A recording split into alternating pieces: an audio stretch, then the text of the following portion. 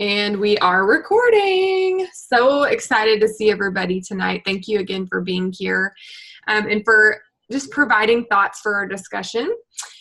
First off, I'm going to keep if you don't have a pair of these yellow lens glasses, I highly recommend it. If you do a lot of staring at screens, it can really mess with your sleep cycles. So like if late at night you look at your screen quite a bit, it helps to wear these blue light filtering glasses. And that way you can do one of the things he talks about in the Generate Energy chapter, which is start paying attention to getting better sleep, like all high performers do. So I'm going to keep mine on for the call, even though they look a little bit silly, because I've had a little bit of a headache today. And when I don't use them, it gets worse. The second thing I wanted to tell you is next week and the week after, thanks, Myrna. Next week and the week after, Sherry Fig is going to lead discussions over the last half of the book. So I'm really looking forward to her leadership there. And I'll be in Hawaii with a 5-hour time difference. So I will most likely be hopping on the recordings, but I will miss you guys. Gosh, the first week I felt like was really meaty trying to get through the first habit and a half. And I feel extra that way this week because we basically were reading through the end of, what was it? Now I can't remember it. The end of Generate Energy. Hold on. Okay, so we read through the end of Generate Energy. And then we did the entire habit of Raise Necessity. There's Cindy. Good. I'm glad you got it working. And then we even got into part of increasing productivity. And holy cow, every habit has several sections and several prompts to think about. And then, of course, it reminds me of several little side things that I want to share with you all, like I did with the core values last time. So I've had quite a bit of thoughts on this. But to start out, if you all have something that pops to mind, I would love to hear just one sentence, just a quick one sentence of something you've realized about yourself over the course of studying this book so far. I feel like Ashley said a few to me. Kara has said some to me. I actually don't know if there's Kara. She's on the call. Okay, so anyone who wants to unmute and just tell me like one sentence of something you've realized about yourself from studying this book. The big thing that stuck out to me was that procrastination is a motivation issue. Like, I feel like so many people I know are just like, I'm a procrastinator. That's just how I do it. That's how I work. Mm-hmm. And it's like, no, that's not really how you work. That's because you're probably not motivated enough to get after it and do it. And I've definitely done that. I do that quite often. I work better under pressure. I feel like that's another thing that I say is like, I work better under pressure. Yeah, yeah. So you're realizing about yourself that that's been true for you, but the reason behind it is not what you thought it was. Yes, I think maybe that goes a bit to necessity. Like perhaps it just wasn't necessary to do it before, but it still hung over my head. Whereas if I would just tell myself, no, you don't have to do this now. You're gonna do this the night before because that's when it's necessary to do it. Mm-hmm. It's not that you're procrastinating or you're putting it off. You're just finding a more necessary time to do it. Yeah. You're subconsciously aware of the real deadline. Yes. I think it is definitely has to. I mean, he mentions it in the productivity chapter, but I'm with you. I'm talking about it tonight in the necessity chapter. Anyone else have something quick that you've realized about yourself as you've been reading?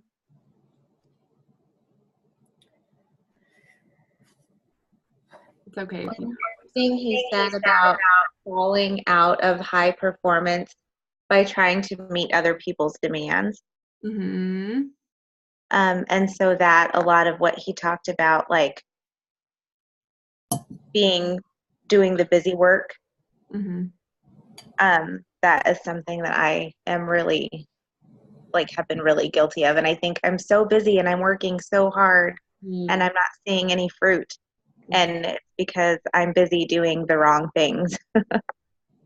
Yeah.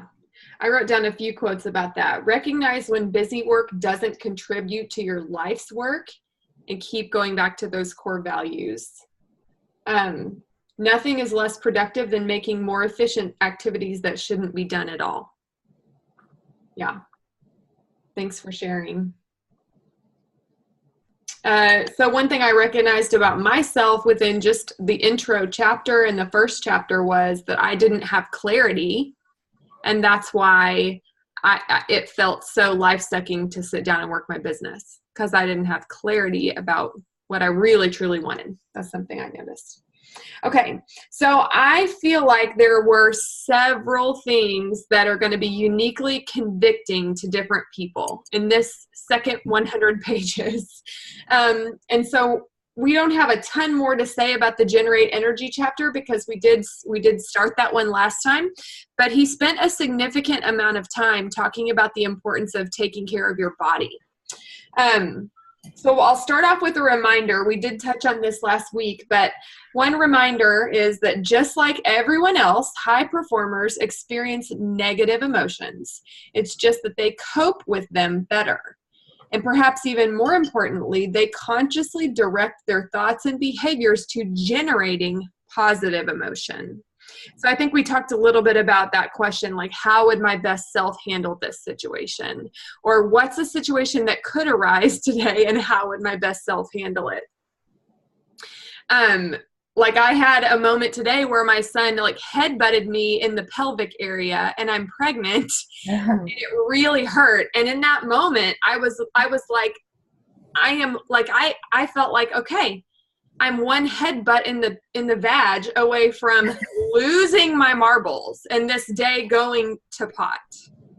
Because, so it was in that moment, like a very practical going, how would my best self respond? And I can wake up tomorrow and be like, if I get headbutted tomorrow, how am I going to respond? Because that kind of thing is not all that rare in our house.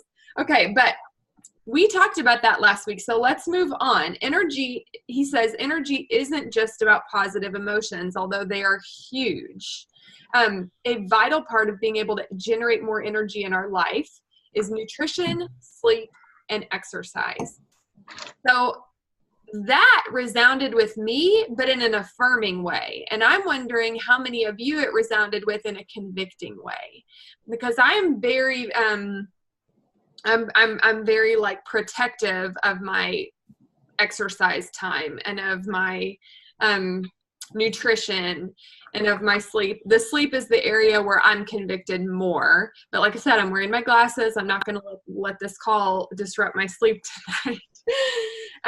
But I work out while I listen to this podcast. And so while I was hearing him talk about like, if you, y'all, he made it like a big deal. He said, if you learn nothing else from my entire book, if you email me a year from now and say, I listened to nothing you said except that I needed to take responsibility for my health. Find out everything you can about every level in your body, invest in seeing a nutritionist, get in the best shape of your life in the next year.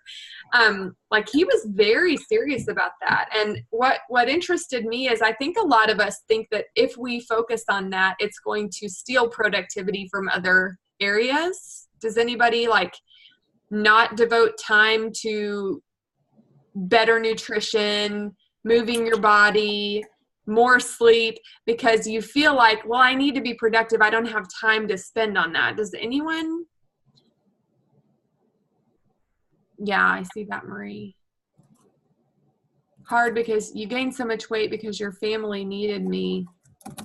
Yeah, I mean, I would agree that it takes a lot of extra energy, especially emotional and mental energy, to invest in those areas, like especially the food. If you're going to prep the food, buy different food, you know, it's harder than pulling a bag of chips out of the pantry. So I do think that it is an investment of time and energy.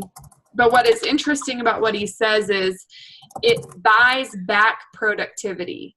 It's like you do invest time, energy, but you are buying back more than you are spending. Yeah, and I would agree with that. I actually took the whole summer off from working out, which is so rare for me. I mean, my parents own a gym and have for 22 years. Gym life is my life. Mm-hmm. But I took a summer off just because I felt like I needed a break and I needed time with my kids.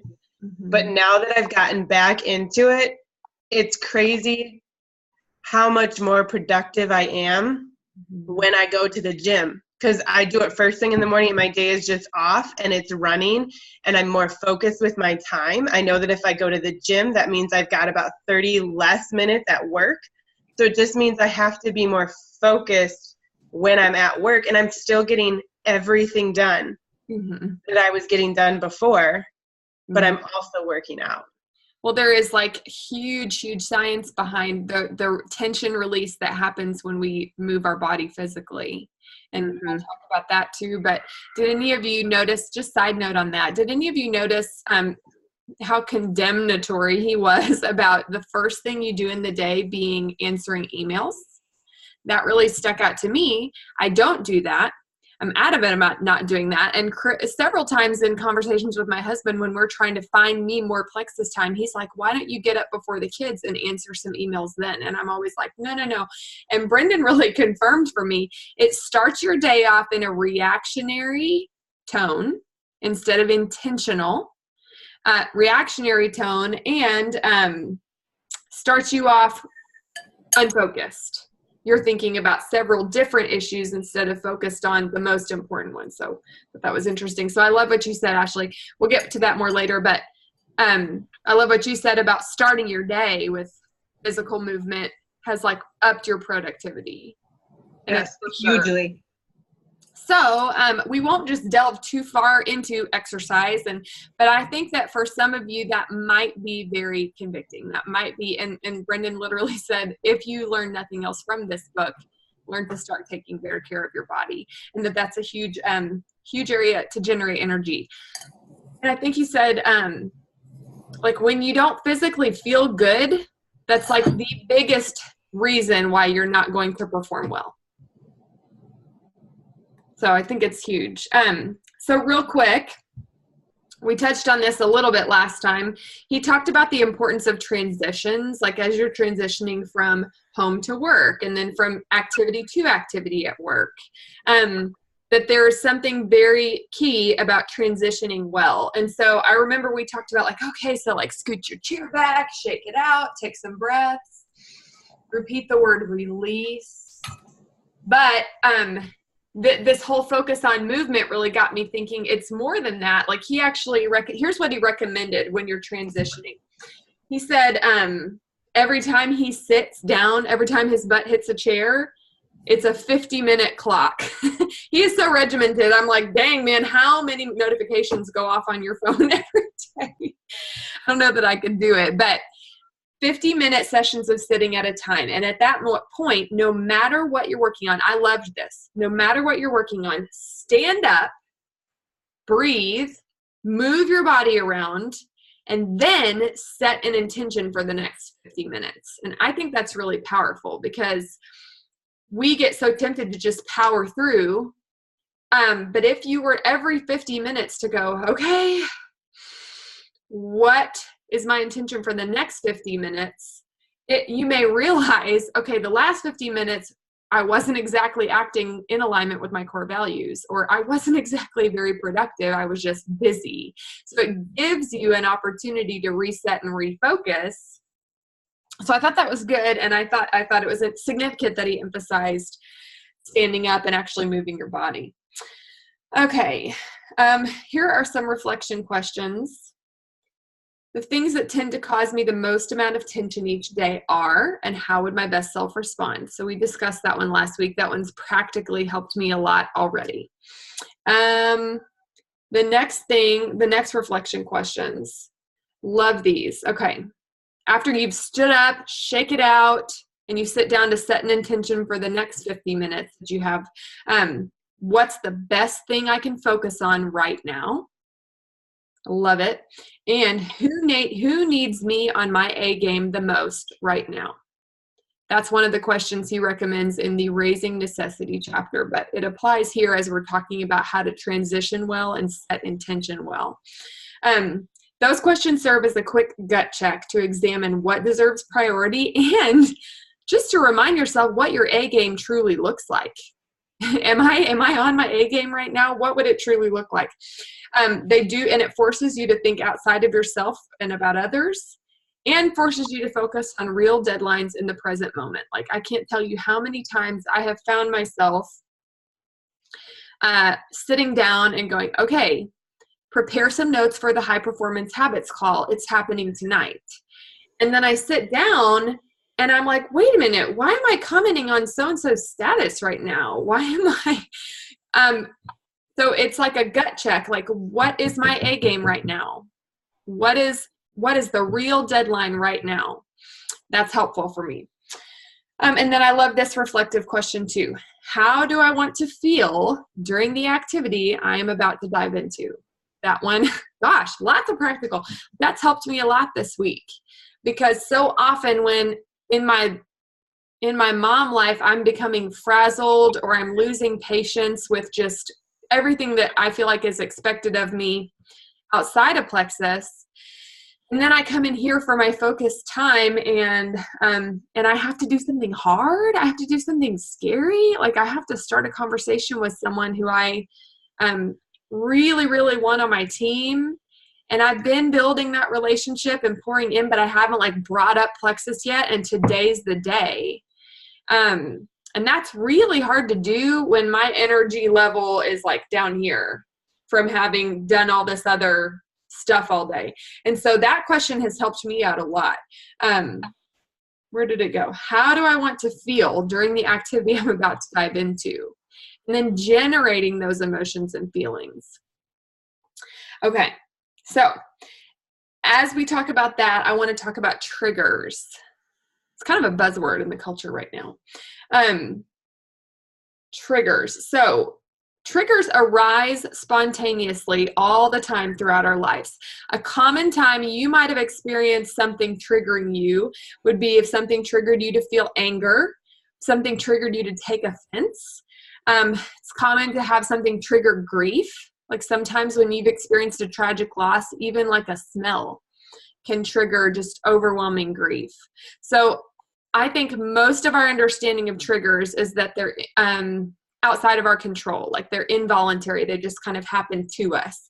So I thought it was really empowering that he consistently advised creating your own triggers to remind you to do these habits. So when he talked about bringing the joy, or when he talked about reminding yourself to ask, how would my best self handle this? Or how do I want to feel as I set an intention and dive into this activity? He suggests this idea of creating your own triggers. So some suggestions he gave, let's see, like obviously a notification trigger where his phone buzzes and says, bring the joy, is an example. He mentioned having a door frame trigger, that every time he walks through a door frame, he asks the question, or he says to himself, I'm going to find the good in this room. A waiting trigger, anytime he found himself in any sort of waiting situation. I can't remember what that triggered for him. He mentioned a touch trigger, that every time he meets someone new, he makes a conscious effort to give them a hug, because there's so much research behind what physical touch does for high performance. Stress trigger, he just mentioned several. Desk, I think, like sitting down in his desk chair, who needs me? That's what triggers him to ask, who needs me on my A game right now?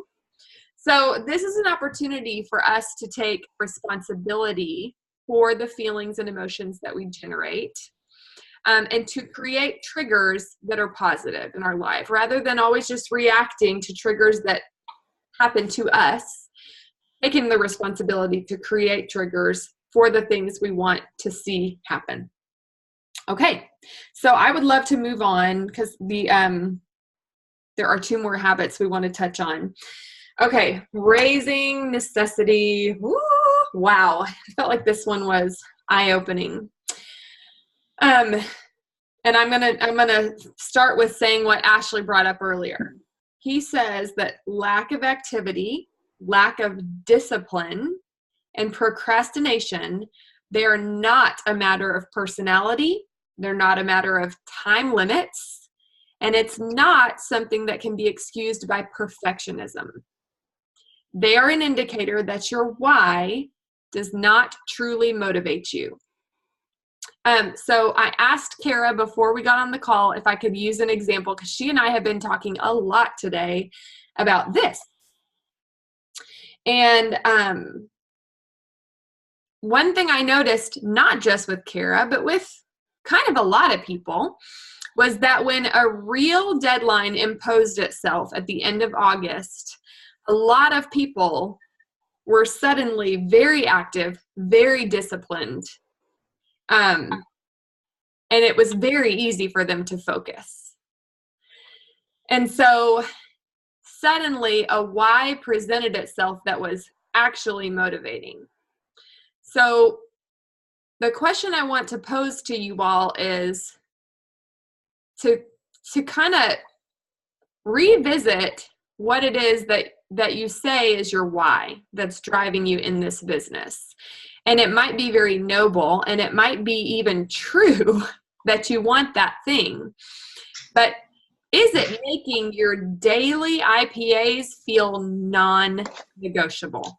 Is it making your daily IPAs feel necessary? That's my question for all of you all to ponder. And then I also want to suggest a little extra material. I shared this with some of you, and I will share it on our group page as well. It is a fairly long call, video call, from a course that I've been taking with Lori Harrison. Lori Harrison's the one who also inspired me to dig into my core values and then pass that along to y'all. So we've just finished 6 weeks of this breakthrough course with her. And last week's course was very interesting, and I felt like the message might be needed by a lot of you. And she was talking about this topic, talking about your why and whether it actually truly motivates you. And she even brought up, I won't spoil the call, I really want you to watch it, but she even brought up that a lot of people have things on their dream board that are actually sabotaging them, that they say they want, but they actually are scared to death to have that thing for whatever reason it might be. So I think that this is just a really powerful thing to reflect on. Okay, let's talk about what creates necessity. Brendan says we feel necessity when the following motivators overlap each other. Let me turn my sound off. So first of all, there's 4 of these. First of all, your identity. When you have like a personal standard of excellence, that can be very big for creating necessity for whatever it is you're trying to do. And I will tell y'all, this was my biggest why on the way to Emerald. Basically, I've kind of narrowed it down to this. Proving to myself that I could be braver than I had spent my adult life being. And on my dream board, it said that I wanted to build a dream house, and it said that I wanted to put Chris through med school, and it said that I wanted to send underprivileged kids to college, and all of those things are things I want to do with, with a lot of money that God blesses me with. But they're not really my why. My why from silver to emerald, quite honestly, was, dang it, I am braver than I have spent my adult life being, and I'm going to prove it to myself. I'm going to do every hard thing it takes to get to this rank. So it was an identity. It was a personal standard of excellence for me that got me from silver to emerald. But remember, he said that necessity happens when these motivators are overlapping one another. So the next one he said is having an obsessive interest in the topic you're pursuing. And I for sure feel like I had that. Like, gut health was kind of a new territory for me. It was personally affecting my life. It was personally affecting friends of mine. So I had a desire and drive to understand this, I saw it as like a movement in the wellness, in the world of wellness that was like not being addressed in the healthcare community. So I had an obsessive interest in this topic. A sense of duty to someone or something outside yourself. I have heard myself saying this several times lately because I've been pregnant. So there have been several days where I'm like, I just want to sleep today. But I honestly, truly feel like I am, let me say this precisely. I don't feel like I'm letting y'all down. I don't feel like any of you has ever conveyed to me that I'm letting you down. I've had a few people sometimes say they would love for me to be more interested in their personal life. Like that's normal feedback. But most of you, I think, if I were to say, I'm sorry guys, I'm not gonna post something to the team page that I planned on because I'd rather nap because I'm pregnant, I think most of you would be like, okay girl, you do what you need to do. So I don't think that it's that I feel like I'm letting you down. It's that I am failing to empower you and be the example you need to reach your potential. So that's a little different. But it does come back to a sense of duty to someone or something outside yourself. I feel very responsible for leading by example and being there and doing the things that show you all and empower you all to go out and grab the dreams that you want for your lives. So, and here's the last one, urgency, real deadlines. So when those things overlap one another, that is when we feel actual necessity. Now, of course, we're studying this in the context of our Plexus business. I think probably all of you could find something in your life that you have had high necessity for. But I'd love for you to zero in and think about your Plexus business and ask yourself, like, is my level of necessity for my Plexus business low or high? And what Kara and I talked through today, that I don't know if it was valuable because we didn't get the chance to actually do it, but I encouraged her to list out any and everything that might take priority within one of her days. And I'm talking like, even if it takes 15 minutes of priority, because the truth of the matter is 2 little 15-minute distractions that get eliminated, hard acts, that's what I said to Kara, equals a 3, 6, 9, 12. So I encouraged her to write down, and I just gave like 7 examples, I think. And then to put next to that, whether that thing, not just in like your ideal, like what you want it to be, but whether it actually is negotiable or non-negotiable. So we listed out like going running because she's training for a race. And eating healthy foods. Another big one that might be an issue for some of you would be answering a notification or a call or a message or a text as soon as it comes in. Are you treating that as non-negotiable? Because I know we all probably say, no, that belongs in its own time. Like if I'm in the moment playing with my kids, like I should be doing that. But how do we actually live? Do we treat those dings on the phone as non-negotiable? I can't remember. Oh, obviously, like in the list, I wrote your Plexus IPAs. Where do they end up falling? Do they end up getting traded out when another false emergency arises, or maybe a real emergency? Okay. So I think that's valuable. I would love to know if y'all want to kind of like weigh in on that on the Marco Polo thread, maybe. I would love to know what you wrote down and what you analyzed on that. Oh, that reminds me. I need to be added to the Marco Polo thread. Oh, okay. Yeah. I meant to tell you earlier. Yes, okay. I will do that after the call. You might have to remind me again once we get through all of it. Okay, so let's so I really think it's interesting how all these habits go hand in hand, because necessity kind of brings us back to the topic of core values. So I hope that by now you've honed in on what yours are. And for those who weren't on last week's call, I posted a link in our group page of like 500 example words. And it's really important that you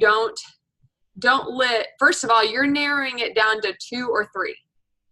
And you're not listing out the stuff that you feel like should be, that obviously we all value, but it's like you're examining like uniquely you and what you observe in your life that if you uniquely you are seeing that that's not happening, then you are not at peace. Like you are you're kind of messed up. So I remember telling y'all, like, one of mine is focus. Anytime I feel like I am multitasking or not fully present with the task at hand, I don't feel like myself. It is not in alignment with my core values. So that's an example. Focus is one of my core values. So some of y'all have dived into that, I know. Okay, so if you haven't, make sure that you spend some time on that. So anyway, my question is asking yourself, like, do my core values get hijacked by false emergencies of the moment? I'll give you an example from me. So I told you I highly value focusing on the task at hand, and I also highly value not rushing. That's something that in the last couple of years especially, I have tried to ruthlessly eliminate hurry from my life and multitasking, and I have really tried to become an essentialist and focus. So today, I felt myself acting outside of my core values because I was answering texts while I was driving somewhere. Rather than what would be in alignment with my core values would be to think about whatever it is that I'm thinking about and wait for a more focused and a safer time to answer those texts. Now, I was trying to do the voice thing, but even with that, sometimes you're like going back and fixing typos and stuff. And so I just had a very strong radar moment of, Carissa, you are acting outside of your core values right now.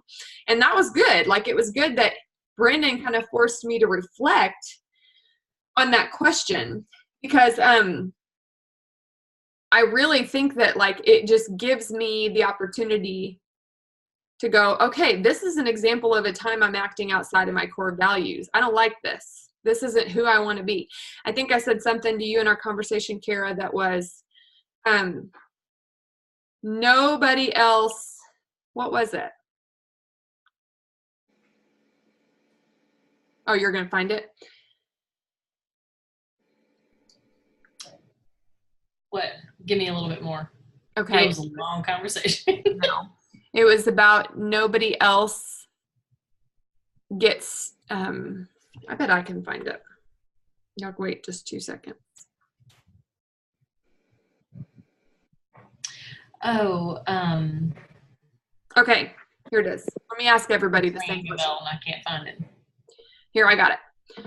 Okay, do you believe that you have a choice every day whether or not to live in alignment with your core values, and that no one can take that from you without your permission?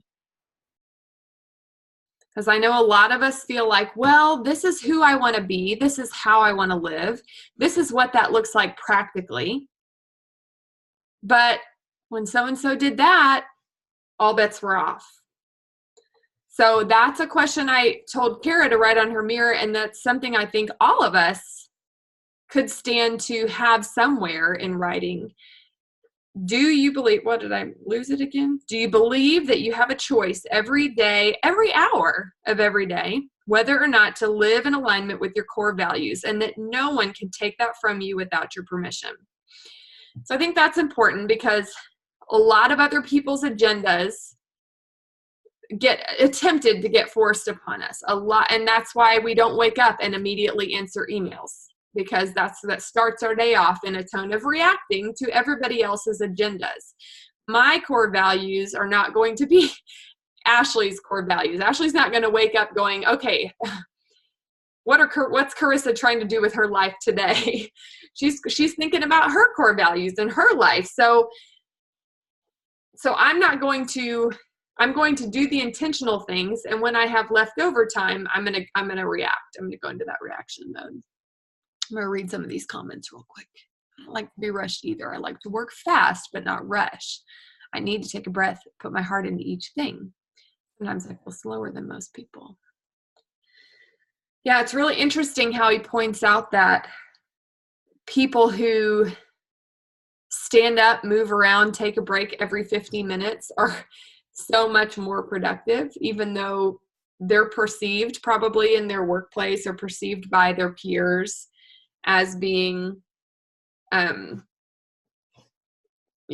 you said, you feel slower than most people. I would encourage you on that. And we can all think of those who've been to Cedar Rock with me kind of already know this example, but we can think of Jesus and how he was told that Lazarus was sick.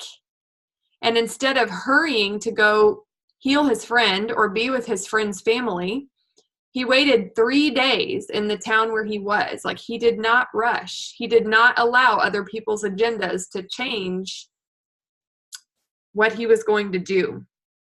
And there were pressures. There were people all around him going, Lord, what are you doing? Your friend is sick. Let's go. And he chose to say, no, I'm doing it this way. I have my reasons. Sometimes it's still something I have to be self-aware of. Yeah, that's true too, Cindy. Mallory, you're not on tonight, are you? Check around. She may watch the recording and see this example later, but Mallory tends to work very thoroughly and very slowly, and that's something that she has had to be self-aware of and find systems for being more efficient. So it's a good segue into the increased productivity chapter, probably. Okay, let's just real quick look at some of these reflection questions about raising necessity. Some good reflection questions. The values that are important for me to live include, and yay for us, we've already been diving into that. The topics I find myself obsessed with include, I know that I'm on my A game when I think, feel, or behave this way. The things that throw me off my A game are, and I can deal more effectively with those things by, okay, this one is plexus specific. My next big plexus goal is blank. And my why for reaching it is blank. And the people I will tell about this goal and the why behind it are blank. Like, have all of us clearly defined that? I don't know. Like, I know a lot of you are trying to get to senior gold. Do you have a strong enough why to get to senior gold? Like, is it motivating you hour by hour, day by day? Have you told people about the goal? Have you told people why you think about it? I saw a lot of people who really wanted to get on that boat. And they were telling people, I really want to get on this boat. Here's why I want to get on the boat. I'm going to get on the boat. I need your help to get on the boat. I saw this happening at the end of August. But I think we can implement it with our other goals, but we have to verbalize our other goals. We have to put real deadlines on our other goals. It's nice when Plexus imposes one on us. Well, nice and crazy making. But it works, doesn't it? Chris, okay. I want to add an interesting, I'm also doing the Get Over Your Darn Self book study. And in there, it talks a lot about your why. And that oftentimes women are programmed to do everything for others. Mm-hmm. But most of the time, your why cannot be for others. Really? That you need a bulletproof why, and it has to be about you and for you. Mm-hmm. And it can be so that you can be the one to provide something for someone else. Right. But it's almost like you have to take a pride in being the one that's, so if you just say like, I want to pay for my husband to have a truck, but why do you want to be the one to do that? He could go and earn money and get a truck. Right. That's my husband. So like, just to kind of take your why a little bit further and ask why you're wanting to do it and try to tie it back to yourself, because otherwise you'll be more likely to just be like, well, they could also do that themselves. Mm-hmm. Or they could find more money some way, but putting it really on you and why you're the one that needs to do it. Yeah, it's interesting because when you first said that, I was like, but what about yellows? But it's very true. Even yellows, even 2s on the Enneagram, the reason they're motivated by helping others is because they feel self-satisfaction in that activity. Like, my ego is, and I'm not saying this to offend anyone, like goodness, but my ego is stroked when I do something for someone else that makes them love me more. That's a very two thing. And just like, let's be aware of it. Let's call it what it is. Like what you said, like your why comes back to you somehow or another, even if it is about serving other people and helping other people. My sweet mother-in-law, who's not in Plexus, she said this to me forever ago, like even sharing the gospel, even winning souls to Christ, like it feels good to do. It feels good to me to do that. Like it feels good to disciple my children. I'm doing that for them, but I'm doing it for me. I want my children in heaven with me. So like I love that you mentioned that. We've got to be aware of that. Okay, and the last real quick reflection question for this topic of necessity: the people I could spend more time with to level up my squad and improve my mindset and habits. Who are those people? And again, with the personal responsibility, he's like, think of those people and then go ask them to hang out. Like create an opportunity to hang out. And then the next time, ask them to bring a friend, because chances are their squad is pretty high caliber too. So he's like all about taking responsibility for these things. I'll take it a step further. Start a Marco Polo thread with all of those people and challenge each other daily. I'm in a current Marco Polo thread with like people that want to be successful in Yorkville, like where I live. We have nothing. Yes. I'm interested to see how intense it gets because Marco Polo can be time sucking. But right now it's just like an accountability group with a bunch of successful people in different walks of life. And I'm hoping it will be super inspiring and a huge accountability. And as long as you have a boundary around it, as long as you don't feel like every time that thread lights up, you have to be on there. Yeah, you can control how time sucking it is. All right, let's see. Increasing productivity. So we didn't finish this chapter. Sherry will still talk about it some next week, but some of the biggest things that stuck out to me were from this chapter, and I posted a few of the quotes to my wall. By the way, I hope y'all are posting about the September shift. That helps draw people in who may not need Plexus desperately for their health, and they may not need it desperately for their finances, but they may need it desperately for their mind, for their mindset, and they may need it desperately so they can level up their squad.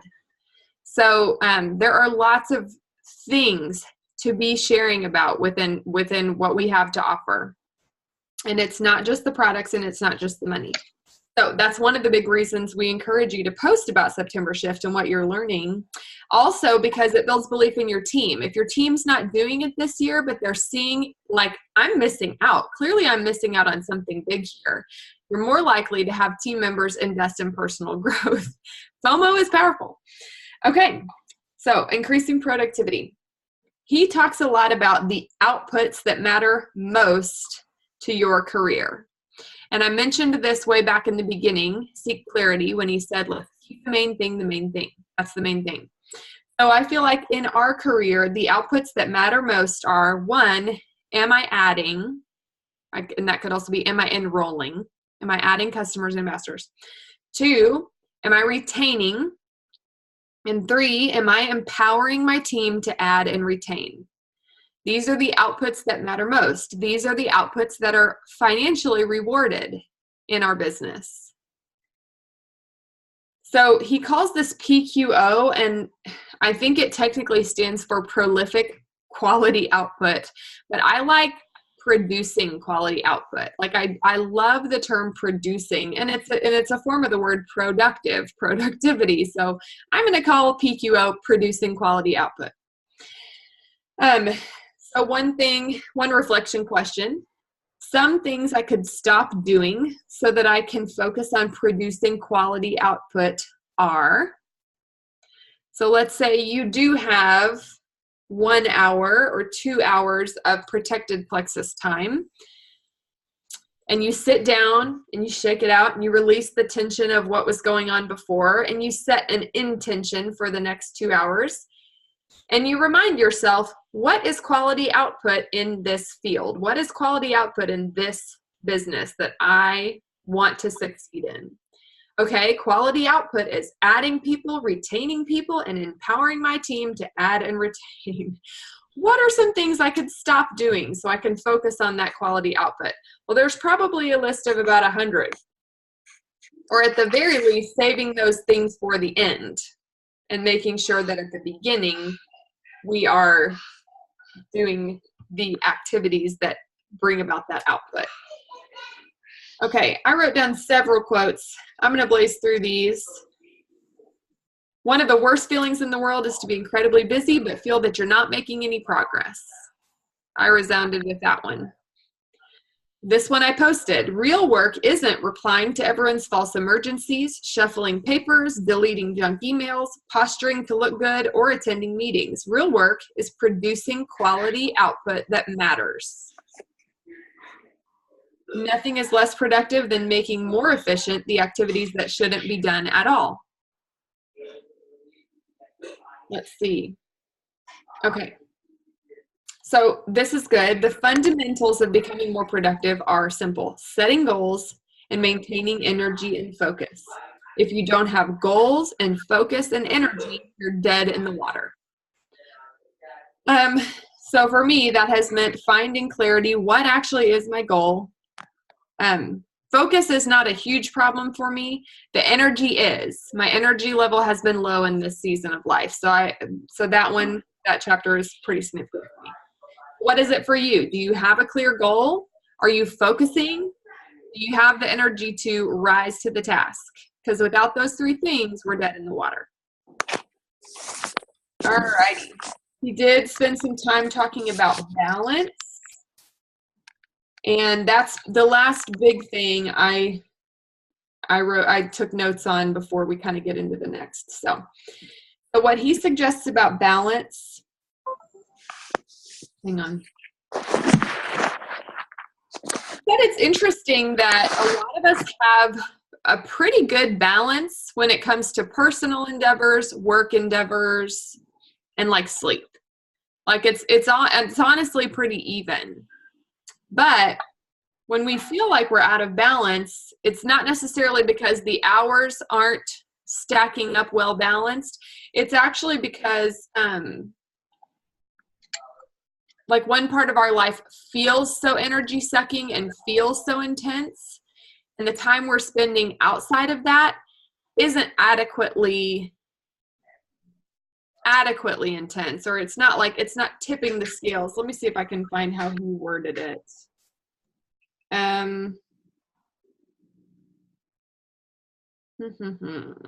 Where is it?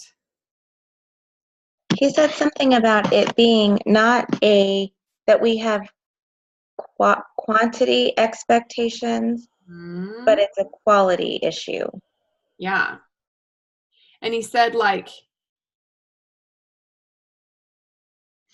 it's not that you're not getting, what is it? Like basically that it's not that you're not getting time away from work. It's that you're not like enjoying the time away from work. You're like, basically you're like numbing out for several hours in a row in order to escape from the intense stress that I'm sure is coming as a result of the intense demands. Like, let's just say it's like a work-family balance or work-life balance. And work has become increasingly demanding and stressful. And then what's so common is when we think we're resting, we're actually numbing out, escaping. And what's really common when you're escaping is a lack of presence and a lack of like true enjoyment and experiencing what you're experiencing. So while you may be escaping into a Netflix binge for 5 hours and eating a pint of ice cream, it doesn't feel like 5 hours of renewal. It probably feels like, where did that 5 hours go? Oh my gosh, now I've got to go to bed and get up and work again. I know I have felt that way. So So I think this is about quality. And like you said, was that Charlotte? I was looking down. Was that you, Charlotte? Or was it you? It was Marie. Oh, it was Marie. Okay. Yeah. So what he was saying is the idea is to balance your level of happiness and your feeling of progress that's taking place rather than attempting to balance the hours. And he suggested like a simple weekly review, like taking stock, like if you have maybe 3 major areas of life that you're pursuing progress in. So for me, my marriage, my faith, I guess marriage and motherhood would be kind of in the same bucket, but like marriage and motherhood, my faith, and my business. And if I'm like weekly looking at those going, okay, I don't feel progress being made here, that's a good signal that I'm out of balance. Not necessarily are the hours all equal. The question I had when I read that was, well, what about the people who do the weekly review of their top like 3 priority areas and they feel no progress in any of those areas? I feel like that's some people that feel that way. I was definitely a little overwhelmed by all the categories, which just tells me I don't think enough about those categories and set an intention. Okay, Ashley, unmute. What do you mean all those categories? So wasn't there like 12 categories, 10 categories? And I was like, oh, dang. Like, I'm intentional with certain things, but I don't think I've been intentional in all 10 of those areas. And I thought that I was living a balanced life until he read all of, and I was like, okay, I got some work to do. I need to balance other areas. Not that far. Is that like the end of the chapter? Maybe. See, I'm on Audible. Yeah. So I just listened to the whole chapter because I didn't really know exactly where to stop. Okay. Because I don't So he lists out all the categories. The categories were health, family, friends, intimate relationships, mission and work, finances, adventure, spirituality, and emotion. Goodness. I'm with you, Ashley. I feel like there's I don't feel like there's enough energy to be doing all of those things with excellence. Yeah, I think I need to think about it more because I was just overwhelmed when without having the hard copy to like look at, I was going to actually message Sabrina because I know she has the book and be like, hey, can you just snap a picture of that and like text it to me? You can also work a bullet if you ever need. Yeah, because I feel like I need to look at those. Some of them I think I do without intention, but I think when you do them without intention, you're probably not doing them justice, if you will. Like, well, I sort of feel like though that you can't do all of them with excellence, and it's probably a list that I'll have to wait till I get to this part of the chapter, but it's probably a list I would look at and go, okay, here are my 3 that I'm in this season willing and able to focus on. I think that's actually the point that he was trying to make, because what he said was do a weekly review of what you're after in each of these categories. Gotcha. So you don't have to be after progress in them all. To me, that means some of these categories you might not be after anything in that moment, but just to take a weekly review to go over everything and just say, what am I after this week? And set your intentions, even like choosing, like you said, motherhood and marriage, whatever your categories are that you're really trying to work on that week. Yeah. And I haven't read that far, but I feel like I would need to do it seasonally, not even weekly, but like in this season, here are my priorities. And then weekly, am I in balance? What were you going to say, Ashley? I was just going to say that I think too, like, just addressing all of those categories to know that they are categories in your life that should have a place, maybe. Maybe their place. Yeah, like maybe their place is kind of like, hey, you're just supposed to tread water in these categories. But just to kind of address that those are categories that should have a place. Well, yeah, because like think about it. If you look at all 10 categories and then you decide that is a back burner category for me until Chris gets out of med school, then that category doesn't end up hijacking your day anymore. Yes.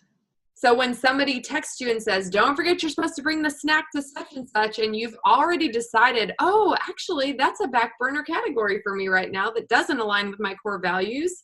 Sorry, someone else is going to have to do that. Like, I know that's hard to do, but like, we cannot let other people take from us that we're going to live and act according to our core values without our permission. That was may have been a bad example. I don't know. But yeah, I agree. Like, knowing what they are and then deciding if they are a priority or not. And then throughout the week, there's not that question of like, oh crap, I was going to work my business for the next hour, but all of a sudden this so-and-so needs this or whatever, but you've already kind of established. So I also think they're great date night questions. Like, when I look at some of these, I'm like, ooh, I need to discuss that with my spouse. like, That those are my back burner priorities. He's in the other room listening to me, but like, does he know that those are on my back burner? Because otherwise he might think like, why does she not care about this right now? Or why is she putting all the emphasis over here? Let me read one of these questions. How do you divide time between trying to motivate your team who isn't doing the bare minimum, or spending time trying to help your new ambassadors and customers who aren't taking their products properly, and then spending 1 to 2 hours cold messaging and getting nowhere? Okay, the combination of it all makes me wonder if I'm spending too much time on any one area. Well, what Brendan said was 60% of your time needs to be going towards producing quality output. And in our business, we call those IPAs, income producing activities.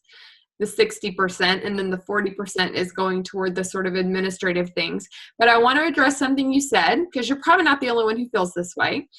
I had a call this week with a team member who said this. She said, when I message, well, you called it cold messaging and getting nowhere. And what she said was, I kind of fell away from messaging because it wasn't fruitful. And so I want to kind of dispel that myth, because messaging is highly, highly, highly fruitful, but the fruit is delayed. So you're not getting nowhere. What you're doing when you are messaging is you are starting the conversation with someone so that when they realize they have a need, you have established yourself as the person that they're going to come to meet that need. And it's more than just one time starting the conversation. Let me be clear. Like, there's follow-up involved. There's dripping belief on them through your posts that's involved. But I reached out to Jana Barnes the first week I joined Plexus. And she joined my team a year later. And I 100% believe that first message I sent her was fruitful. But it would not have felt fruitful the entire year I was following up, dripping belief, waiting, watering for that harvest to come. So I had to say the same thing to my other team member this week. And I said it today on the Climbing the Ladder page, is that you have to keep planting. The harvest will stop if you have stopped planting seeds somewhere along the line. So even if you're just planting a little bit every day, whether that's 30 minutes or 1 to 2 hours, there will be harvest from that. There has to be watering, there has to be waiting a lot of the time, but there will be harvest from that. So, but what you asked, I don't think you were asking about that. You were asking, how do I divide the time between trying to motivate? So I would say one book that would be good to study would be the 21 Laws of Leadership, or Developing the Leader Within You. And that's where John Maxwell talks about honing in on who are the top 20% on your team, who's producing on your team. And those are the people that deserve the most time. Once you have finished working your personal business and doing your IPAs, and let's say you've got this amount of time left that you're going to work with your team, helping them get to silver, whatever, you have to identify who the top 20% are. And this is hard to do, because I have people on my team who tell me they're sprinting, but I have to look at what they're actually doing, and I have to look at the outcomes they're actually producing in order to determine if they're among my top 20% that needs, like, not just needs, but deserves the most of my time. Because what you'll find is that oftentimes it's the bottom 80% that's going to seem like they need the most of your time. They're going to be the neediest ones who have lots to complain about, lots of excuses to make, and lots of questions that they're not willing to go look up the answers to themselves. That's what you'll get from the bottom 80%. So it's going to feel like that's sucking all of your time. And that's why you have to be very intentional about who are my top 20%. They get the best of me. They get the most of me. And this bottom 80% has the opportunity to rise. They have the opportunity to show me that they're, like, I try to give people that opportunity. So if somebody's like, tell me the answer to this, I'm going to tell them how to find the answer to that, so that I can see if they're willing to put that work in. And then they might rise to where I am willing to put more time into that person. Okay, I don't want to go on and on too much about that, but okay. Kara says, I've come to find that's completely true. At least 5 of my new customers in August were folks who messaged me back saying, so I've been watching you for a while and I know you've told me I need this. Yes, so true. There is fruit. Just understand that the purpose of your messaging is to break the ice. It's to start the conversation. It's so that you are the person they're going to come to. And then you've got to do that follow-up.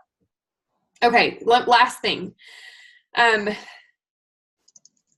If you're living and working according to your core values and you're doing the practices that increase energy, which, let's go back, the practices that increase energy are transitioning better, releasing tension, getting more sleep, exercising more, eating better, then the burnout you feel could just be fatigue. And the good news there is that you don't have to quit your job because of work-life balance problems. You just need to change what you're doing on the job so that you feel more energetic and balanced. And that is easier than you think. It's called rest.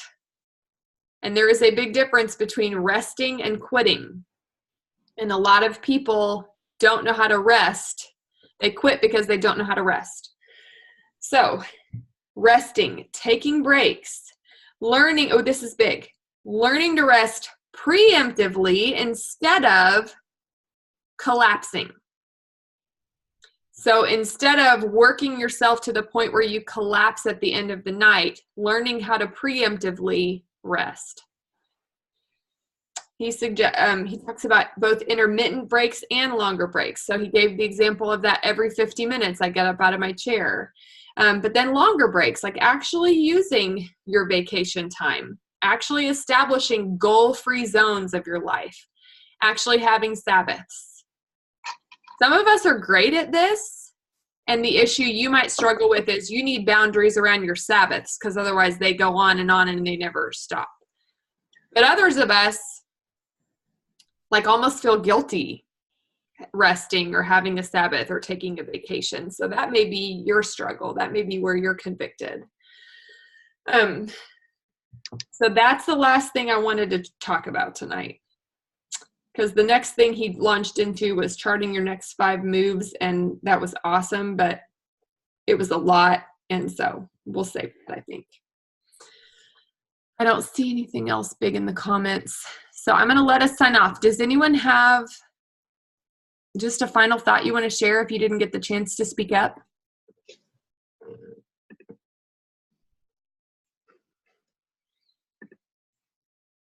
Okay. Woo, I felt like that was so much. All right, well, as you're reading, I would especially love it if as you're reading over the next couple weeks, share some thoughts and takeaways on the Marco Polo thread. Since I'll be in Hawaii and it'll be 5 hours different, I'll be catching up on things like when y'all are all asleep, probably. So I definitely want to kind of know what aha moments you're having as you read through the next few bits. Ashley, have fun in Hawaii. What'd you say? I just want to say have fun in Hawaii. I intend to follow Brendan's advice and rest. I am working very hard until then, though. I am like obsessively developing my Instagram skills, and I am doing those 3, 6, 9, 12s because I want to earn that rest. But I intend to, so thank you. Yes. I did write down a quote. It was in the Raise Necessity chapter. I have no idea what page because it was on Audible. But I thought this would be a good affirmation for me every morning. It says, I feel a deep emotional drive and commitment to succeeding, and it consistently forces me to work hard, stay disciplined, and push myself. Yeah, that's a great affirmation. Say it again. I want to hear it again. I feel a deep emotional drive and commitment to succeeding, and it consistently forces me to work hard, stay disciplined, and push myself. That's good. Thank you. Yes, I had to rewind like 5 million times to get that quote from Audible. I know. I listen at the gym, and I always have to pause and voice text it. Yes. Good night, everybody. Good night. I'm going to upload this recording soon. Bye, guys. Bye.